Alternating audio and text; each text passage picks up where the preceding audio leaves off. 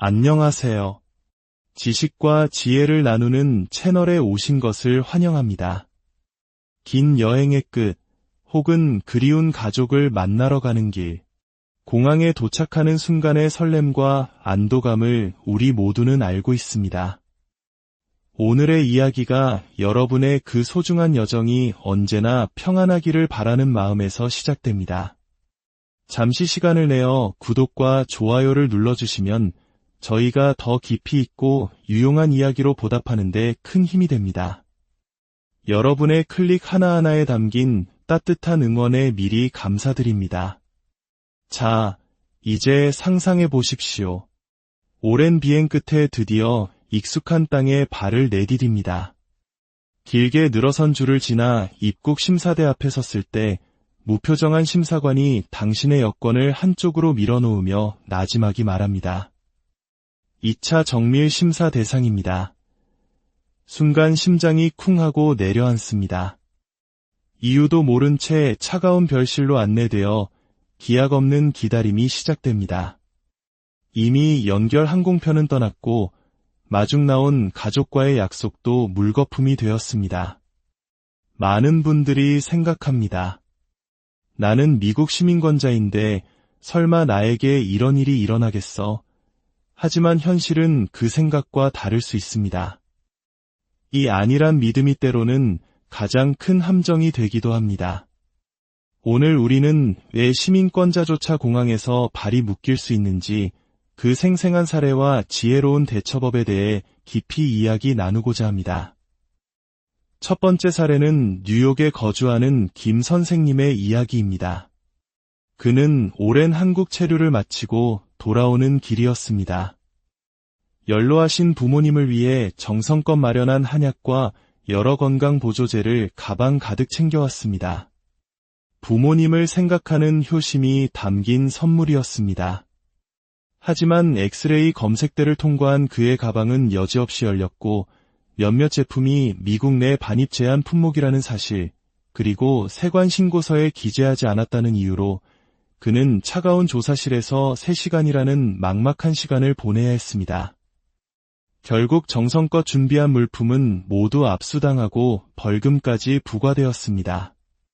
그저 시민권자니까 괜찮겠지라는 작은 방심이 낳은 결과였습니다. 이는 단순한 실수가 아닙니다. 많은 한국분들이 고국의 가족을 위해 음식이나 약품을 가져오다 겪는 일입니다. 특히 농축산물, 유가공품, 그리고 특정 성분이 포함된 약품이나 건강보조제는 미국의 엄격한 검역 규정에 따라 반입이 금지되거나 반드시 신고 후 정식 검역 절차를 거쳐야 합니다. 여러분의 따뜻한 마음이 국경의 차가운 규정 앞에서 오해받지 않으려면 출국 전 미국 관세 국경보호청, 즉 CBP 웹사이트에서 최신 반입 금지 및 제한 품목 목록을 반드시 확인하는 지혜가 필요합니다. 두 번째는 캘리포니아의 박 사장님 이야기입니다.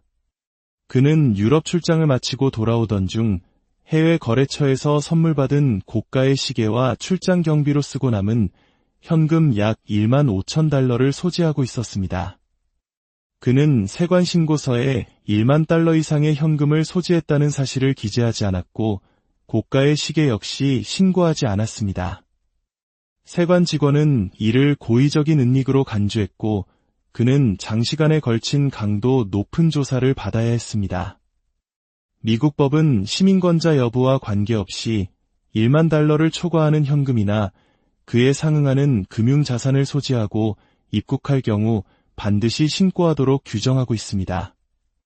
여기서 중요한 점은 이 기준이 개인 한 명이 아닌 동행하는 가족 전체의 소지액을 합산하여 적용된다는 사실입니다. 작은 부주의가 자금 세탁이나 불법 활동의 의심으로 이어질 수 있는 아찔한 순간입니다. 해외에서 구매한 고가품의 영수증을 잘 보관하고 정직하게 신고하는 것이야말로 스스로를 보호하는 가장 확실한 방법입니다. 세 번째 이야기는 더욱 심각합니다. 플로리다에 사는 이 선생님은 동남아 여행 후 귀국하던 날 입국 심사대에서 여권을 스캔하자마자 분위기가 싸늘하게 바뀌는 것을 느꼈습니다. 그의 과거 기록에 해결되지 않은 세금 체납 문제가 남아 있었던 것입니다. 그는 현장에서 즉시 이동이 제한되었고 세관과 국세청의 합동조사를 받아야 했습니다. 입국은 허용되었지만 공항을 완전히 빠져나오기까지 꼬박 하루가 걸렸습니다. 시민권자의 입국을 법적으로 막을 수는 없지만 미납세금, 체납벌금, 심지어 사소한 교통법규 위반으로 인한 미해결 영장이 시스템에 남아있다면 공항은 순식간에 조사실이자 구금 장소로 변할 수 있습니다.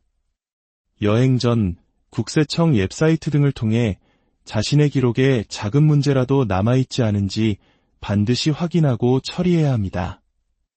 네 번째로, 장기 해외 체류 역시 의심의 대상이 될 수 있습니다.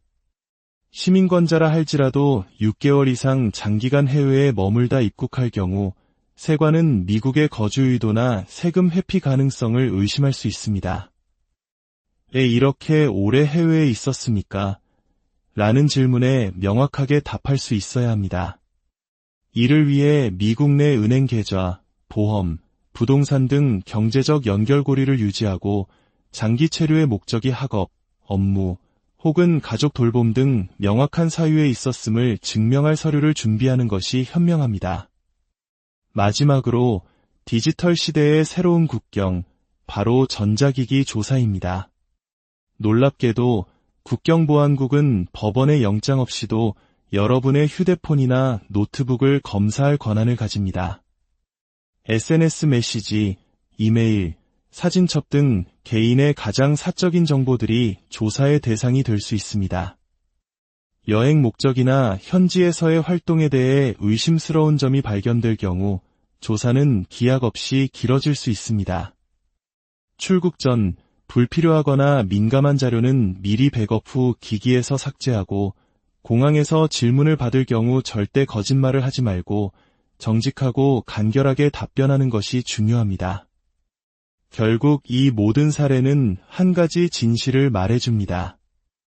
미국 시민권이라는 권리는 국경의 법과 규정 앞에서 절대적인 방패가 되어주지 못한다는 것입니다. 오히려 그 권리를 지혜롭게 사용하고 관리해야 할 책임이 우리에게 있습니다. 집으로 돌아오는 그 길이 몇 시간의 지루한 대기와 불안한 신문으로 얼룩지지 않도록 우리는 무엇을 준비해야 할까요? 첫째, 아는 것이 힘입니다. 출국 전 CBP 웹사이트를 방문하여 반입 금지 품목을 확인하십시오. 둘째, 정직이 최선의 방책입니다. 1만 달러 이상의 현금, 고가의 선물은 반드시 신고하십시오. 영수증을 챙기는 습관은 기본입니다. 셋째, 과거를 깨끗하게 정리하십시오. 세금, 벌금 등 해결되지 않은 법적 문제가 있다면 여행 전에 모두 처리해야 합니다. 넷째, 흔적을 남기십시오. 장기 해외 체류 시에도 미국과의 연결고리를 증명할 자료를 준비하십시오. 다섯째, 디지털 기기를 단정하게 하십시오. 오해를 살 만한 민감한 정보는 미리 정리하는 것이 좋습니다. 집으로 돌아오는 길은 그 어떤 여행보다 편안하고 안락해야 합니다. 나는 시민권자니까 괜찮아라는 생각이야말로 우리의 발목을 잡는 가장 위험한 함정일 수 있습니다. 규정을 정확히 알고 지키는 성숙한 책임감이야말로 그 어떤 여건보다 더 확실하게 우리의 자유로운 이동을 보장해주는 진짜 보증서가 될 것입니다.